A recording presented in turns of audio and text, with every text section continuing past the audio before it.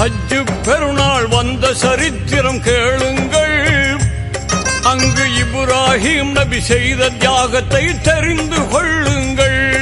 தன் அருமை மகனார் இஸ்மாயிலை இறைவனுக்காக பலியிட துணிந்த ஹஜ்ஜு பெருநாள் அதுவே தியாக திருநாள்.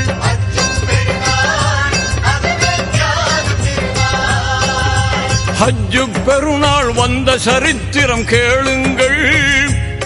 அங்கு இப்ராஹிம் நபி செய்த தியாகத்தை தெரிந்து கொள்.